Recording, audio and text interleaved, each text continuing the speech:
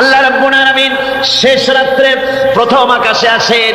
হাদিস শরীফে এসেছে, প্রথম আকাশে আল্লাহ রাব্বুল আলামিন এসে দুনিয়ার মানুষকে ডাকেন, কে আছো গুনাহ করে জীবন বোঝাই করে ফেলেছো, নাফরমানি করেছো, গুনাহ করেছো, অথবা বিপদে পড়েছো, ঋণগ্রস্ত হয়ে পড়েছো, অসুবিধায় পড়েছো, মামলা মোকদ্দমায় পড়েছো, আমার কাছে মাপ চাও, আমার কাছে সাহায্য চাও। এই সময় যে সমস্ত বান্দারা আরামের ঘুমকে হারাম করে আল্লাহর দরবারে কাঁদতে থাকে, তাহাজ্জুদের নামাজ আদায় করে যখন হাত তুলে কাঁদে, আল্লাহ পাক তখন এই দৃশ্য দেখে ফেরেশতাদের বলেন, ও আমার ফেরেশতারা, আমার ওই বান্দাগুলি কাঁদে কেন? সমস্ত মানুষ যখন ঘুমানো, এই বান্দাগুলি কাঁদে কেন বলো? ফেরেশতারা বলে, আল্লাহ তুমি তো ভালো করে জানো। ফেরেশতারা বলে, আল্লাহ পাক বলবেন, তবুও তোমাদের মুখ থেকে শুনতে চাই। ফেরেশতারা তখন বলবে, রব্বুল আলামিন তোমার বান্দা গুনাহ করেছে, জাহান্নামের ভয়তে তোমার কাছে কাঁদতেছে, তোমার ভয়তে কাঁদে, জাহান্নামের ভয়তে কাঁদে। আল্লাহ জিজ্ঞেস করেন, ফেরেশতারা, ওরা যে আমার ভয়তে কাঁদে, ওরা কি আমারে দেখছে নাকি? ফেরেশতারা বলে, না খোদা তোমারে দেখে নাই। আল্লাহ পাক বলেন, ওরা আমার যে জাহান্নামের ভয়তে কাঁদে, ওই জাহান্নাম তারা দেখেছে নাকি? ফেরেশতারা বলে, না আল্লাহ, তোমার জাহান্নাম ওরা দেখে নাই, তোমার বেশ তো কিছুই দেখে নাই। আল্লাহ পাক বলেন, ও আমার ফেরেশতারা, এই বান্দাগুলি আমার দোজখ দেখে নাই, আমাকে দেখে নাই, হাসর মিজান সিরাত কিছুই দেখে নাই, শুধু কোরআনের কথা শুনে, আমার নবীর কথা শুনে, আমার কোরআনের কথা শুনে বিশ্বাস করে আরামের ঘুমকে হারাম করে কিভাবে কাঁদতেছে তাকায় দেখ। আমার রহমতের দরিয়ায় জোশ মেরে গেছে, তোরা সাক্ষী থেকে যা, আমার ওই ক্রন্দনরত বান্দাগুলিকে আমি আল্লাহ মাফ করে দিলাম। আমার ভাইরা, আল্লাহ পাক বলেন, আম্মান হুয়া কানিতুন আনা আল-লাইলি সাজিদাও ওয়া কাইমা। আল্লাহ রাব্বুল আলামিন বলেন, সিজদার ভিতরে আর দাঁড়ানোর ভিতরে আমার এই বান্দাগুলি আখিরাতে আমার সঙ্গে দেখা করা লাগবে এই ভয়তে, জাহান্নামের ভয়তে তারা কাঁদে, এভাবে কাঁদতে থাকে। আর আল্লাহ পাক ওই সময় তাদের গুনাহ মাফ করতে থাকেন। কোরআনে কারীমের ভিতরে আল্লাহ পাক বলেন, সারা রাত ঘুমাতে আল্লাহ নিষেধ করেছেন, সারা রাত যেন ঘুমায় না, পাইকারি ধরে ঘুমায় না, একটু জাগো। ওয়াজকুর ইসমা রাব্বিকা বুকরাতাও ওয়া আসীলা। সকাল এবং সন্ধ্যায় তোমার প্রভুর, তোমার রবের জিকির করো, স্মরণ করো। ওয়া মিনাল লাইলি ফাসজুদ লাহু ওয়া সাব্বিহহু লাইলান তাওয়িলা। তোমার রাতের বেলায় রাতের একটা অংশ সেজদায় অবনত হও, আর রাতের দীর্ঘ সময় ঘুমায় থেকো না, হয় একটা লম্বা সময় ঘুমাও, কিন্তু একটা অংশ রাখো যে সময় তুমি আমার দরবারে সেজদায় পড়ে যাবে, কাঁদবে। আমার বন্ধুগণ, রাতটা ওয়াজআলনাল লাইলা সুবাতা, আল্লাহ রাব্বুল আলামিন ওয়াজআলনা সুবাতা ওয়াজআলনান নাওমা সুবাতা ওয়াজআলনাল লাইলা লিবাসা, ঘুমকে বানাইছেন আল্লাহ শান্তির বাহন, আর রাতকে করেছেন আচ্ছাদন। রাতকে কি করেছেন? আচ্ছাদন। রাতকে একটা পর্দা লাগিয়ে দিয়েছেন, রাতের পর্দা। যেহেতু প্রেম ভালোবাসা ঢোল পিটায় করা যায় না, ঢোল পিটায় প্রেম করা যায়? যায় না। মানুষকে দেখায় দেখায় প্রেম ভালোবাসা করা যায় না, এটা হলো দুনিয়ার রীতিনীতি। দুনিয়ায় যেটা মানুষেরা করে, আসল সবচাইতে বড় ভালোবাসার পাত্র হলেন আল্লাহ, মাসুক হলেন আল্লাহ, আশেক হলো মানুষ। আশেক এবং মাসুকের ভিতরে প্রেম বিনিময় হবে, ভালোবাসার আদান প্রদান হবে, কথোপকথন হবে। এজন্য দিনের কোলাহলপূর্ণ অবস্থায় তা হয় না বলে রব্বুল আলামিন বলেন, আমি তোমাদের জন্য রাতকে একটা আচ্ছাদন, একটা পর্দা বানায় দিয়েছি। এই রাতের পর্দার ভিতরে থেকে আমারে ডাকো, আমাকে, আমার কাছেই তুমি আমাকে ডাকো, একটা লম্বা সময় নিয়ে আমাকে বলতে থাকো, আমাকে ডাকতে থাকো। আল্লাহ পাক তার নবীকেও বলেছেন, ইয়া আইয়ুহাল মুযাম্মিলু কুমিল লাইলা ইল্লা কালিলা। হে চাদর আচ্ছাদিত ব্যক্তি, রাত্রিকালে সালাতে দণ্ডায়মান থাকো, কিন্তু কম, সারা রাত জাগার দরকার নেই। একটা অংশ জাগো, যখন তুমি আমার জন্য কাঁদবে, আমার জন্য সেজদায় পড়ে থাকবে। সাহাবায়ে কেরামদের সঙ্গে রোমকদের লড়াই হতেছে, রোমক সৈন্যরা যুদ্ধে জিততে পারতেছে না কিছুতেই। এরপরে তারা গোয়েন্দা বিভাগের লোক পাঠায় দিল, এদের সঙ্গে জিততে পারি না কেন, একটু খুঁজে দেখে আসো রাত্রে এরা করেটা কি। গোয়েন্দা বিভাগের লোক সারা রাত ঘুরে ঘুরে তারপরে এসে রিপোর্ট করলো। এরপরে এসে তাদের প্রধানের কাছে রিপোর্ট করলো, আমরা যার কাছে গিয়েছিলাম দেখে এলাম, হুম বিল্লাইলি রাহবানুন ওয়া বিন্নাহারি ফুরসানুন, আমরা দেখে এলাম যাদেরকে দিনের বেলায় প্রচন্ড শক্তিশালী বীর যোদ্ধা রূপে যাকে যুদ্ধ করতে দেখেছি ময়দানে, রাতের বেলায় দেখলাম গিয়া একেবারে নিতান্ত ফকিরের মতো, কেউ তো সেজদায় পড়ে কাঁদতেছে, কেউ আবার তেলাওয়াত করতেছে, চোখ দিয়া পানি পড়তেছে, আবার কেউ নামাজ পড়তেছে, আবার কেউ হাত তুলে রেখেছে তাদের প্রভুর দরবারে, চোখের পানিতে তাদের চোখ বুক ভেসে যেতেছে। সারাটা রাত তেলাওয়াত আর সেজদা আর নামাজের মধ্যে তারা এভাবে কাটিয়ে দিয়েছে।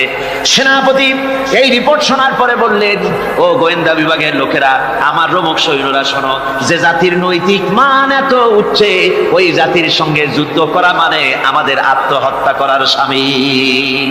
এদের সাথে কিছুতেই আমাদের পক্ষে পারা সম্ভব না। হ্যাঁ, এদের সাথে পারা যাবে যদি এই সম্পর্ক নষ্ট করে দেওয়া যায়। আল্লাহর সাথে তাদের এই গভীর সম্পর্ক যেটা আছে, এই সম্পর্ক নষ্ট করে দিতে হবে, তাহলেই কেবলমাত্র সম্ভব হবে। এদের নৈতিক চরিত্র ধ্বংস করার জন্য প্রচেষ্টা চালাও, তাহলে হয়তো আমরা কামিয়াব হতে পারবো। আমার বন্ধুগণ, এই জন্য গভীর রাত্রে যারা ইমানদার ব্যক্তি, তাদের জন্য গভীর রাত্রে জাগার একটা ব্যবস্থা আল্লাহ পাক বলেছেন। ইমানদার ব্যক্তিদের জন্য এটা হলো 2 নম্বরের বৈশিষ্ট্য। ওয়াল্লাযীনা ইয়াকুলুনা রাব্বানা সরিফ আন্না আযাব জাহান্নাম ইন্না আযাবাহা কানা গারামা। রহমানের বান্দার, খাঁটি বান্দার 3 নম্বরের বৈশিষ্ট্য হচ্ছে তারা আল্লাহ রব্বুল আলামিনের দরবারে হাত তুলে ফরিয়াদ জানায়, আল্লাহর কাছে মোনাজাত করে, আল্লাহ রব্বুল আলামিনকে বলে, আয় আল্লাহ, হে আমার প্রভু, আয় আমার রব, জাহান্নামের আগুন থেকে দয়া করে আমারে বাঁচাও। জোরে বলেন আমিন, জোরে বলেন আমিন। জাহান্নামের বর্ণনা আমরা এই মাহফিলে করেছি, করি নাই? মনে আছে? দারুণ কঠিন জায়গা, অত্যন্ত কঠিন জায়গা, মারাত্মক জায়গা জাহান্নাম। ওই জাহান্নামের জন্য আল্লাহর কাছে কাঁদতে হবে, মাপ চাইতে হবে জাহান্নাম থেকে। মুমিন ব্যক্তির 3 নম্বরের বৈশিষ্ট্যই তাই। সে বলবে, রব্বানা সরিফ আন্না আযাব জাহান্নাম ইন্না আযাবাহা কানা গারামা। আয় আল্লাহ, তোমার জাহান্নামের শাস্তি থেকে তোমার কাছে মাপ চাই। আল্লাহ পাক বলেন, এই জাহান্নামের শাস্তি বড়ই প্রাণান্তকার হবে। ইন্নাহা সাআত মুস্তাকাররান ওয়া মুকামা। জাহান্নাম হচ্ছে অবস্থানের জন্য অত্যন্ত নিকৃষ্ট, খুবই খারাপ জায়গা এই জাহান্নাম। কিন্তু মুসলমানদের অবস্থাটা ভিন্ন। মুসলমানেরা নেক আমল করে, ইবাদত বন্দি করে, তা সত্ত্বেও তার কলিজা কাঁপতে থাকে। সুবহানাল্লাহ, তার কলিজা কাঁপতে থাকে যে আমি যে ইবাদত করছি, এই ইবাদত আল্লাহর দরবারে মঞ্জুর হচ্ছে কিনা। এই জন্য তার মন কাঁপতে থাকে। সে আমলের উপর নির্ভর করে থাকে না, সে আল্লাহর দয়ার উপরে নির্ভর করে। কিসের উপরে নির্ভর করে? আল্লাহর দয়া, আল্লাহর রহমতের উপরে নির্ভর করে। আর সে আল্লাহর কাছে কাঁপতে থাকে, রব্বুল আলামিন, তুমি দয়া করে মেহেরবানি করে আমার হিসাব নিও না, আমার হিসাব করে যদি বেহেশতে দাও, তাহলে তো বেহেশতে যাইতে পারবো। কিয়ামতের দিন আল্লাহ রাব্বুল আলামিন কোন মানুষকে যদি হিসাবের জন্য ধরে ফেলেন, তাহলে ওই বান্দার আর জাহান্নাম ছাড়া কোনো পথ নাই। এই জন্য আল্লাহ শিখাই দিয়েছেন, বান্দা দোয়া কর, ওয়া আদখিলনাল জান্নাতা বিগাইরি হিসাব। হায় আল্লাহ, বিনা হিসাবে তোমার জান্নাত আমাকে দান করো। আবার হুজুর দোয়া করেছেন, আল্লাহুম্মা হাসিবনি হিসাবান ইয়াসীরা। হায় আল্লাহ, তুমি আমার সহজ হিসাব নাও। পড়েন, আল্লাহুম্মা হাসিবনি হিসাবান ইয়াসীরা। হিসাবে ইয়াসির, সহজ হিসাব। আয় আল্লাহ, তুমি আমার সহজ হিসাব নাও। এই হাদিসের ব্যাখ্যায় এসেছে সহজ হিসাব কি? ব্যাখ্যায় এসেছে সহজ হিসাবটা হচ্ছে আল্লাহ রাব্বুল আলামিন কিয়ামতের ময়দানে তার কোন বান্দাকে যদি রহমত করতে চান, কোন বান্দার প্রতি যদি দয়া করতে চান, কাউকে যদি ক্ষমা করতে চান, তাহলে আল্লাহ রাব্বুল আলামিন তাকে একটা পর্দার আড়ালে রেখে দিবেন। একটি পর্দার আড়ালে রেখে দিয়ে আল্লাহ পাক জিজ্ঞেস করবেন, বান্দা তুই কি এই গুনাহগুলি করেছিলি নাকি? এইসব গুনাহ করেছিস নাকি? আল্লাহ জিজ্ঞেস করবেন বান্দাকে, অবস্থাটা কেমন হবে চিন্তা করেন। বান্দা এইগুলি করেছিস নাকি? বান্দা ভয়তে থরথর করে কাঁপতে থাকবে, কলিজা ভয়তে কাঁপতে থাকবে, অস্থির হয়ে যাবে। সে স্বীকার করবে, রব্বুল আলামিন, তুমি যা বলেছো আমি সব অন্যায় আমার দ্বারা হয়েছে, আমি বুঝতে পারি নাই, আমাকে মাফ করে দাও। রব্বুল আলামিন বান্দাকে বলবেন, যা বান্দা, আমি তোকে মাফ করে দিলাম, আমার জান্নাতে চলে যা। সুবহানাল্লাহ, সুবহানাল্লাহ। সুতরাং জাহান্নামের শাস্তি থেকে সব সময়ের জন্য আল্লাহর কাছে মাফ চাইতে হবে। ওয়াল্লাযীনা ইযা আনফাকু লাম ইউসরিফু ওয়ালাম ইয়াকতুরু ওয়া কানা বাইনা যালিকা কাওয়ামা। রহমানের প্রকৃত খাঁটি বান্দা তারা, যারা নাকি যখন খরচ করে খরচের সময় বেহুদা খরচ করে না, আবার খরচের ভিতরে কার্পণ্যতাও তারা করে না। ওয়া কানা বাইনা যালিকা কাওয়ামা, এই দুইয়ের মাঝে তারা ভারসাম্য রক্ষা করে, মধ্যমনীতি অবলম্বন করে চলে। তার মানে হলো পয়সা আছে বলি এই পয়সা দিয়ে তারা মদ খায় না, জুয়া খেলে না, মিনা বাজার ইত্যাদি শয়তানি বদমাশি সিনেমা হল ইত্যাদি বানায়া পাপের বোঝা বাড়ায় না। তারা অতিরিক্ত কোনো খরচ করে না, আবার অর্থ পূজারী ব্যক্তির মতো কার্পণ্যতাও তারা করে না। দুইয়ের মাঝে তারা ভারসাম্য রক্ষা করে। এক শ্রেণীর লোক আছে মাল শুধু জমায়, খরচ করে না। কোরআন শরীফে বলা হয়েছে আল্লাযী জামা মালান ওয়া আদ্দাদা, মাল জমা করে আর গুনতে থাকে, মাঝে মধ্যে আবার টেলিফোন করে, হ্যালো সোনালী ব্যাংকের ম্যানেজার সাহেব নাকি? বলে হ্যাঁ। দেখুন তো আমার আমলনামাটায় কত আছে এখন, হিসাব টিসাব করে তাড়াতাড়ি। এখন তো আমলনামা দেখতে সময় লাগে না, তাড়াতাড়ি দেখা যায়। আগে যেমন ব্যাংকে গিয়ে যদি জানতে কেউ চাইতো যে আমার ডেবিট কত, ক্রেডিট কত, ব্যালেন্স কত ইত্যাদি জানতে চাইলে তাকে একেবারে সেই লেজার খোলা লাগে, বিরাট বিরাট বই, বড় বড় কিতাব যা গরুর গাড়ি দিয়ে টানা লাগে, এত বিশাল বিশাল বই ছিল। এখন সেগুলি সংক্ষিপ্ত হয়ে একেবারে কম্পিউটারের মধ্যে ঢুকানো হয়েছে। কম্পিউটারের ভেতরে রয়েছে একটা ছোট্ট যন্ত্র যার নাম হলো মাইক্রোচিপস, একেবারে এতটুকু ছোট্ট মাইক্রোচিপ। এই মাইক্রোচিপসের ভেতরে হাজার হাজার ক্লায়েন্টসদের ডেবিট ক্রেডিট, তাদের ট্রানজাকশন, তাদের ব্যালেন্স সব কিছু রয়ে গেছে। আপনি যখনই জিজ্ঞেস করবেন সে বাটন একটা দাবালো আর সাথে সাথে স্ক্রিনে এসে গেল আপনার নাম কি, বাপের নাম কি, দাদার নাম কি, কত টাকা জমা করছিলেন, কোন কোন তারিখে উঠাইছেন, হাতে কত নিছেন, কত 14 গোষ্ঠীর ইতিহাস একটা টাবে চলে আসে। তো আমি মানুষকে এভাবে বলি যে এই বুদ্ধিটা যিনি দিলেন, লোকেরা বলে তো কয় যে কিয়ামতের দিন আল্লাহ নাকি আমলনামা দিয়ে মানুষের সামনে হাজির করিয়া, ইমানদারের সামনের থেকে ডান হাতে, বেঈমানের পিছন থেকে কোন হাতে, বাঁ হাতে। এখন ওই আমলনামা সারা জীবনের যত কথা বলছি, যত কাজ করছি সব তাতে লেখা থাকবে। তাহলে সেটা তো বিশাল একটা বই হবে, তো আমরা হাতে করে ধরবই বা কেমনে, আর ওটা হবেই বা কেমনে, আর ওটা পড়বই বা কেমনে। এখন তো বুঝতে সহজ হয়েছে কেমনে পড়বেন। মানুষের মাথায় যদি এই বুদ্ধি আসে, একটা ছোট্ট মাইক্রোচিপসের ভেতরে যদি হাজার হাজার ক্লায়েন্টদের কোটি কোটি শত শত সহস্র কোটি একটা মাইক্রোচিপসের ভিতরে ঢুকানো যায়, তাহলে এই বুদ্ধি যিনি দিলেন তিনি বুঝি এর চাইতেও ছোট্ট বইয়ের মধ্যে আপনারা আমলনামা উঠে দিতে পারবেন নাকি? যারা বলেন পারবে কিনা? নিশ্চয়ই পারবেন, হাজার পাওয়ার পর। বন্ধুগণ, সুতরাং এরা মাল জমা করে আর গনে, জিজ্ঞেস করে ম্যানেজার সাহেব কত হয়েছে, বলে যে এত লক্ষ এত। তখন আবার চিন্তা হয় যে আরো কত টাকা জমাইতে পারলে কোটি হয়, তারপরে আরো 200 কোটি হয়। এভাবে তারা জমাইতে থাকে, খরচ করেন। তো এ ব্যাপারে সন্তানের জন্য, সন্তানদের জন্য খরচ যেটা লাগে সেটা স্ত্রী পুত্র সন্তান আত্মীয় স্বজন যে আছে যা, তাদের জন্য যে পরিমাণ খরচ করা লাগে তা যদি না করে তাহলে এটা হচ্ছে বখিলি। আর খরচ করতে গিয়ে যদি বেশি করে তাহলে সেটা হচ্ছে বেহুদা খরচ। এখন এই বেহুদা খরচ থেকে আমাদেরকে বাঁচতে বলা হয়েছে। বিষয়টা হচ্ছে নিজের আত্মীয় স্বজন সন্তান সন্ততির জন্য খরচ করতে হবে যা লাগে তাই। আর আল্লাহ রাস্তায় যখন দেওয়ার কথা আসে তখন প্রাণ খুলে দান করতে হবে। দেখেন লোকেরা যখন আল্লাহ রাস্তায় দান করতে বলা হয় পকেটের মধ্যে হাত দিয়ে তারপর আঙ্গুল অনেক সময় কষাকষি করে। একজনে জিজ্ঞেস করলাম, মিয়া পয়সা দিবাতে এত পকেটে হাত রাখিয়া বাইরে করো না মোটে? কয় যে ঘষে দেখতেছি শিখি না 10 পাই। তাহলে এইভাবে আল্লাহ রাস্তায় দেওয়ার সময় এই যে কার্পণ্যতা, এই কার্পণ্যতা মানুষকে তাকে শেষ করে দেয়, তার ইমানকে নষ্ট করে দেয়। আর পয়সা আছে বলে বেশি খরচ করতে হবে, যেমন বিবাহে লোকেরা খরচ করে আমাদের দেশে, কোরবানি করতে গিয়ে খরচ করে। হ্যাঁ, কোরবানি করবেন আপনি, ভালো একটা কোরবানি করবেন, আপনার পয়সা যেমন আছেন তেমন, কিন্তু 50,000 টাকা দাম দিয়ে একটা গরু কিনা সেই গরুর গলায় মালা দিয়া এরপরে সারা শহরে প্রদর্শনী করতে হবে, এর কোনো যুক্তি নাই। আছে কোনো যুক্তি? যদি তা হয় তাহলে ওই গরু যিনি কেনেন তার গলায় মালাই দিয়া দুজনে একসাথেই ঘুরানো দরকার, বুঝলেন? আমার বন্ধুগণ, আপনি কোরবানি করবেন, কোরবানি আপনার 10,000 টাকায় হয়ে যেতে পারে, 15,000 টাকায় হয়ে যেতে পারে। বাকি টাকা করি আল্লাহর রাস্তায় খয়রাত করে দেন। কত গরিব আত্মীয় আছে তাদের দিয়ে দেন। 50,000 টাকা দিয়ে বিরাট বাজারের সেরা গরু খরিদ করে কোরবানি দিচ্ছেন। অর্থটা কি? মানুষকে দেখাচ্ছেন আল্লাহর দরবারের গোশত যাবে না, চামড়া যাবে না, রক্ত যাবে না, যাবে আপনার নিয়ত। কি যাবে? নিয়ত। সুতরাং আল্লাহর রাস্তায় যখন খরচ করবেন সেই খরচ করার ব্যাপারে তখনও নিয়তটা দেখতে হবে। হালাল পথে খরচ করতে গেলেও নিয়তটা দেখতে হবে, এবং তখনও বেহুদা খরচ করা যাবে না। বিবাহে যেভাবে খরচ আজকাল করে মানুষেরা, হুজুর সাল্লাল্লাহু আলাইহি ওয়াসাল্লাম বলেছেন যে বিবাহে যত খরচ কম সেই বিবাহ তত বরকতপূর্ণ। আর আমরা মনে করি বিবাহে যত বেশি খরচ বাড়ানো যায় ততই এটা বেশি শানদার হবে। উল্টা চিন্তা করি। আল্লাহ রাব্বুল আলামিন এর পরে বলছেন ওয়াল্লাযীনা লা ইয়াদউনা মা'আল্লাহি ইলাহান আখারা ওয়া লা ইয়াকতুলুনান নাফসাল্লাতী হারামাল্লাহু ইল্লা বিল হাক্কি ওয়া লা ইয়াজনুন ومن يفعل ذلك يلقى أثاما।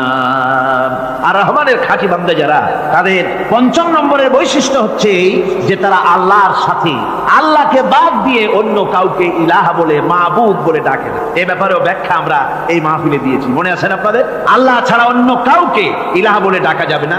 ওয়ালা ইয়াকতুলুনা নাফসাল্লাতী হারামাল্লাহু ইল্লা বিল হক। আর আল্লাহ যে সমস্ত প্রাণকে, আর ওই লোকেরা যারা নাকি আল্লাহ ছাড়া, ইমাম রহমানের বান্দা যারা, তারা একদিকে তো আল্লাহ ছাড়া অন্য কাউকে ডাকে না, মাবুদ বলে স্বীকার করে না, অন্যদিকে আল্লাহর হারাম করা প্রাণগুলিকে তারা ধ্বংস করে না। অর্থাৎ আল্লাহ যাদেরকে হত্যা করতে নিষেধ করেছেন, প্রাণীদেরকে হত্যা করতে, মানুষ হত্যা করতে নিষেধ করেছেন, আল্লাহর নিষেধ, আল্লাহ যেগুলি জায়েজ করেছেন সেগুলি বাদ দিয়ে হত্যা করা, এগুলি তারা করে না। ওয়ালা ইয়াজনুন, আর তারা জেনা ব্যভিচারেও লিপ্ত হয় না। এটা হচ্ছে যে এই সমস্ত লোকগুলি তারা গুনাহ থেকে মুক্ত থাকতে চেষ্টা করে, তারা আল্লাহ ছাড়া আর কাউকে রব বলে ডাকে না, ইলাহ বলে ডাকে না, মাবুদ বলে ডাকে না। হযরত ইবনে মাসউদ রাদিয়াল্লাহু তাআলা আনহু বলেছেন, তিনি রাসূল পাক সাল্লাল্লাহু আলাইহি ওয়াসাল্লামের কাছে জিজ্ঞেস করেছিলেন, হে রাসূল, সবচেয়ে বড় গুনাহ কি? হুজুর বলেছেন সবচেয়ে বড় গুনাহ তিনটা। সবচেয়ে বড় গুনাহটা কয়টা? রাসূল পাক সাল্লাল্লাহু আলাইহি ওয়াসাল্লাম বলেছেন সবচেয়ে বড় গুনাহ হচ্ছে তিনটি। একটি হচ্ছে, তুমি যদি কাউকে আল্লাহর সমতুল্য প্রতিদ্বন্দ্বী বানিয়ে যদি তার কাছে কিছু চাও, তাহলে এটা সবচেয়ে বড় গুনাহ। সন্তান দিতে পারেন আল্লাহ, তোমাকে রোগ মুক্ত করতে পারেন আল্লাহ, আল্লাহ যা করতে পারেন এই সব বিষয়গুলি যদি মানুষের কাছে চাও, তাহলে তুমি আল্লাহর জায়গায় তাকে বসালে, এটা সবচেয়ে বড় গুনাহ। আর 2 নম্বরের গুনাহ হচ্ছে, নিজের সন্তান তোমার খাবার খাবে, তোমার খাবারে সন্তান ভাগ বসাবে, এই ভয়তে সন্তানকে হত্যা করা, এটাও বিরাট পাপ। আর 3 নম্বরে হচ্ছে প্রতিবেশীর স্ত্রীর সঙ্গে জেনা করা, এটা হলো আরেকটি। মোট 3টি গুনাহ বলেছেন রাসূলুল্লাহ, সবচেয়ে মারাত্মক গুনাহ। তার মধ্যে এই গুনাহগুলি তো আমাদের সমাজে চালু আছে। একদিকে সমাজের ভেতরে রয়েছে আল্লাহ ছাড়া মানুষের কাছে, মাজারের কাছে গিয়া, কবরের কাছে গিয়া, কবরওয়ালার কাছে চাওয়ার এই রেওয়াজ চালু আছে। এই রেওয়াজ কি চট্টগ্রামে কমেছে না বেড়েছে? কমেছে। জোরে কোন আলহামদুলিল্লাহ। কমে গিয়েছে, আগের তুলনায় বহুত কমেছে। যারা এই মাজারকে নিয়ে ব্যবসা করে, তারা অনেকে বলেছেন যে আমাদের ইনকাম আগে যা ছিল তার থেকে 4 আনায় নেমে গিয়েছে, 12 আনায় শেষ। জোরে কোন আলহামদুলিল্লাহ। জোরে বলেন আলহামদুলিল্লাহ। এই মাজার পূজা থেকে বাঁচতে হবে। 2 নম্বরে রয়েছে, সমাজের ভিতরে চালু আছে এই যে সন্তান হত্যা করা, এই হত্যা করার এক রেওয়াজ চালু আছে। এরপরে রয়েছে এমনি মানুষকে হত্যা করা। কলেজ ইউনিভার্সিটিতে যেভাবে মানুষ হত্যা করা হচ্ছে, এরা জানে না নিজের আদর্শকে প্রতিষ্ঠার জন্য আন্দাজ এবং অনুমানের উপরে ভিত্তি করে জেদ করে মানুষকে হত্যা করছে। কি বলেন, করে না? আল্লাহ রাব্বুল আলামিন বলেন, ওয়ামাইয়াকুতুল মুমিনান মুতাআম্মিদান ফাজাযাউহু জাহান্নাম খালিদিনা ফিহা আবাদান। আল্লাহ রাব্বুল আলামিন বলেন, মুমিন বান্দা কি কেউ যদি ইচ্ছে করে কাউকে হত্যা করে, তাহলে তার জায়গা হবে জাহান্নাম, তার আর কোনো শাস্তি নাই, একমাত্র জাহান্নামই হবে তার শাস্তি, চিরকাল জাহান্নামের ভিতরে থাকতে হবে। জোরে বলেন নাউজুবিল্লাহ। আজকে কলেজের মধ্যে, ইউনিভার্সিটিতে অনবরত আমরা হত্যাকাণ্ডের খবর শুনতে পাচ্ছি, সমানে হত্যা হচ্ছে। এই যে সন্ত্রাস এবং হত্যা যা হচ্ছে কলেজ ইউনিভার্সিটিতে, আপনারা আমাকে বলেন অনুরূপ হারে মাদ্রাসায় এই ধরনের সন্ত্রাস হচ্ছে? এত আস্তে জবাব দিলেন তাহলে বোধহয় হচ্ছে দেশে। মাদ্রাসায় সন্ত্রাসের কারণে, কোন টাইটেল মাদ্রাসা, ফাজেল মাদ্রাসা সন্ত্রাসের কারণে বন্ধ হয়েছে, এমন কোন নজির আপনারা পেয়েছেন? পান নাই। কেন পান? কলেজ বন্ধ হচ্ছে, ইউনিভার্সিটি বন্ধ হচ্ছে সন্ত্রাসের কারণে, মাদ্রাসা বন্ধ হয় না কেন? তার কারণ হচ্ছে কলেজ ইউনিভার্সিটিতে কোরআন পড়ানো হয় না, হাদিস পড়ানো হয় না, তাই তারা হত্যা করলে কি পাপ হয় তাও জানে না। হত্যা পাপ, হত্যার পাপ তো দূরের কথা, মানুষ কোরআন শুনতে আসে, কোরআন শুনতে আসাটাও তাদের বরদাস্ত হয় না।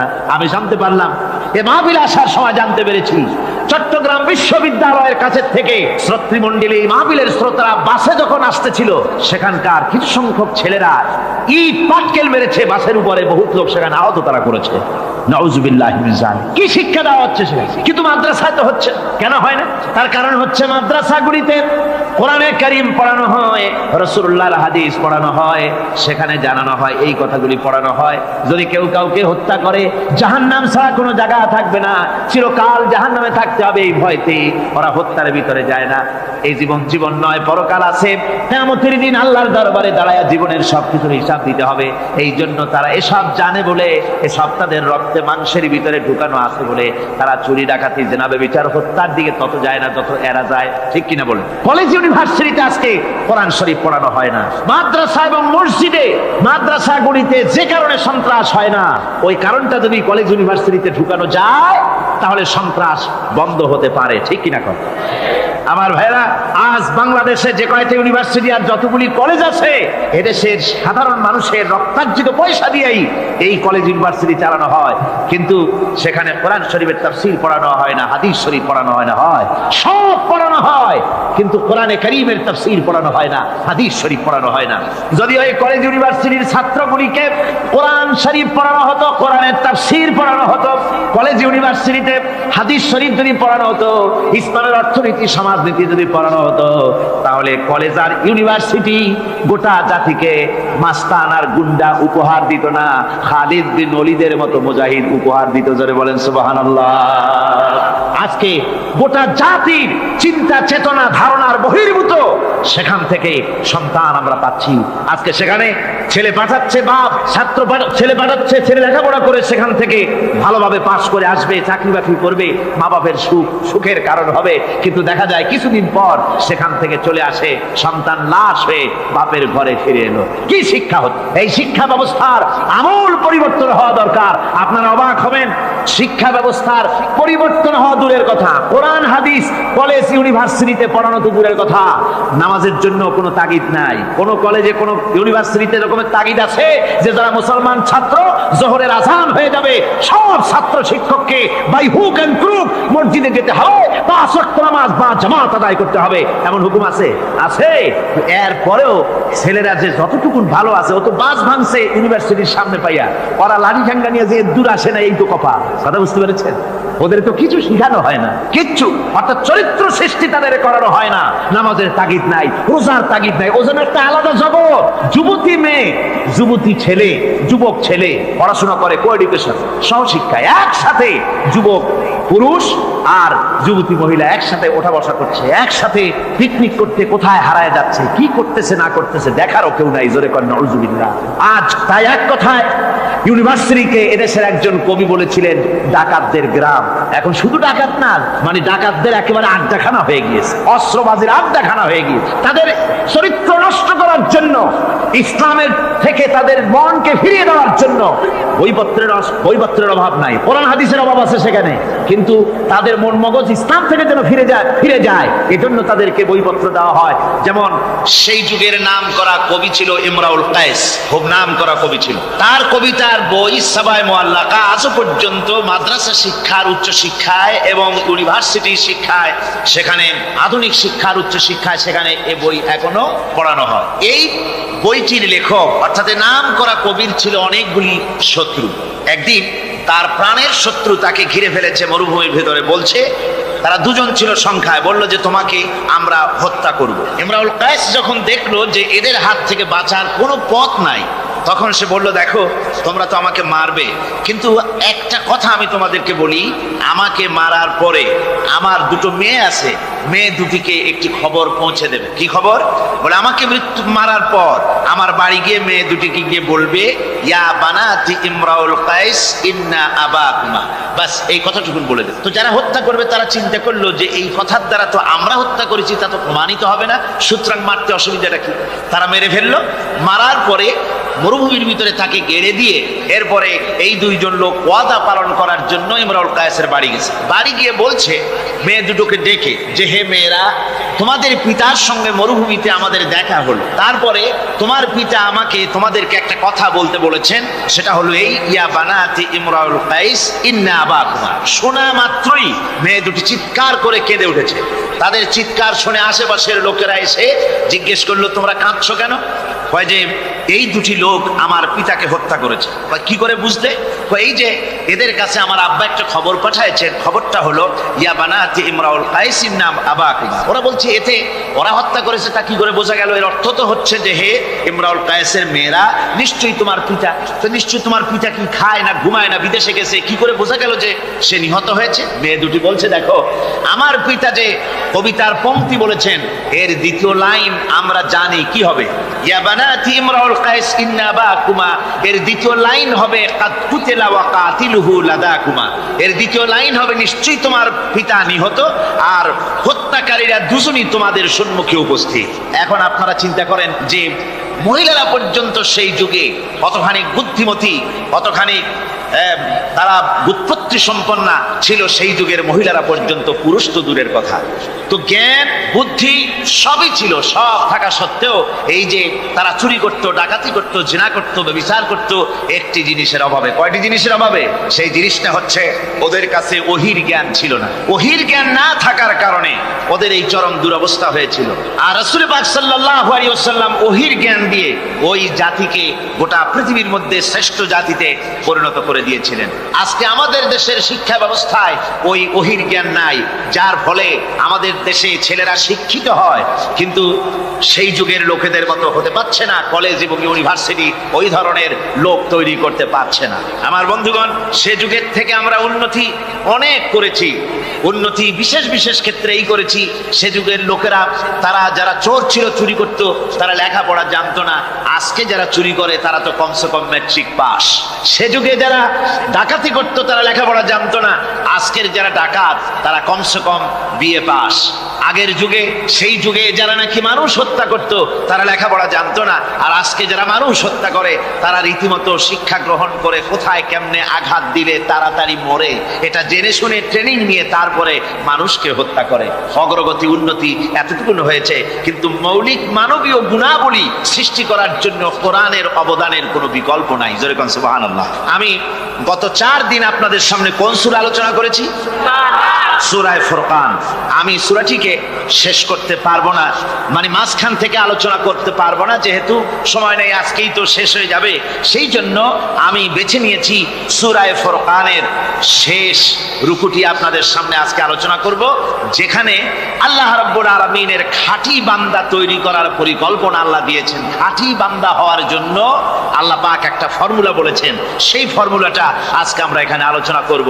এই ফর্মুলা দিয়েই জনাবে মুহাম্মদ রাসূলুল্লাহ সাল্লাল্লাহু আলাইহি ওয়াসাল্লাম একটি সুন্দর সমাজ সৃষ্টি করেছিলেন, একটি আর্থ সামাজিক সুন্দর সমাজ বিনির্মাণে যে ধরনের লোক তৈরি করা দরকার ছিল, এই কোরআনে কারীমের মাধ্যমেই রাসূল পাক সে ধরনের লোক তৈরি করেছিলেন। আসুন শয়তানের ওয়াসওয়াসা থেকে পানাহ চেয়ে নিয়ে আমরা কথা শুরু করি। আউযু বিল্লাহি মিনাশ শাইতানির রাজীম। বিসমিল্লাহির রাহমানির রাহিম। মুফিদুর রহমান সাহেব আমাকে খবর দিলেন, ওনার কাছে খবর এসেছে যে মানুষ ভিড়ে এবং চাপে শ্বাসরুদ্ধ হয়ে মরে যাওয়ার উপক্রম হয়ে যাচ্ছে বিভিন্ন জায়গায়। তা আমি আপনাদেরকে অনুরোধ করব, যিনি যেখানে আছেন সামনের দিকে বাড়ার কোনো চেষ্টা করবেন না। রাস্তায় থাকেন, ড্রেনের পাশে থাকেন, গাছের উপরে থাকেন, ছাদের উপরে থাকেন, যেখানে থাকেন সেখানে বসে পড়েন।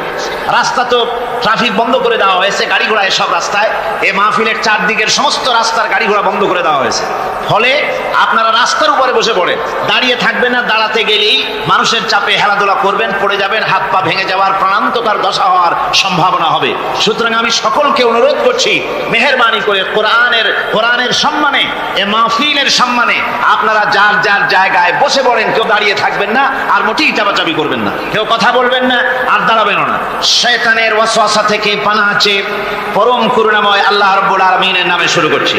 তাবারাকাল্লাযী জাআলা ফিস সামাই বুরুজাও ওয়া জাআলা ফিহা সিরাজাও ওয়া কমারাম মুনীরা ওয়া হুয়াল্লাযী জাআলাল লাইলা ওয়ান নাহারা খিলফাতান লিমান আরাদা আন ইয়াযাক্কার আও আরাদা শুকুরা। সাদাকাল্লাহুল আযীম। অতীব বরকতশালী সেই মহান সত্তা যিনি আকাশ সমূহকে বুর্জ দিয়ে বুর্জ সমূহ দিয়ে যিনি সংস্থাপন করেছেন, বুর্জ স্থাপন করেছেন এবং তাতে একটি প্রদীপ স্থাপন করেছেন আর আলোকমণ্ডিত এক উজ্জ্বল চাঁদ স্থাপন করেছেন। আর তিনি রাত এবং দিনকে পরস্পরের স্থলাভিষিক্ত বানিয়েছেন লিমান আরাদা আইয়াযাক্কারা আও আরাদা শুকুরা, তাদের জন্য যারা এর থেকে উপদেশ অর্জন করতে চায়, জ্ঞান লাভ করতে চায় এবং শুকর আদায় করতে চায়। শুকর আদায়কারীর জন্য, জ্ঞান অন্বেষণকারীদের জন্য আল্লাহ পাক এগুলি করেছেন। এখানে বুর্জ শব্দের অর্থ হচ্ছে প্রাসাদ বা সুদৃঢ় স্থাপত্য। প্রাচীন খগোল বিজ্ঞানে বুর্জ বলা হতো সেই 12টি কক্ষপথকে। কোন কোন মুফাসসির এই বুর্জকে বলেছেন গ্রহকে বুর্জ হিসাবে তারা ব্যাখ্যা করেছেন। আসলে আল্লাহ রাব্বুল আলামিন তিনি মহাশূন্যকে যে কিভাবে সজ্জিত করেছেন, কত সুন্দরভাবে করেছেন তার ব্যাখ্যা কোরআনে কারীমের বিভিন্ন জায়গায়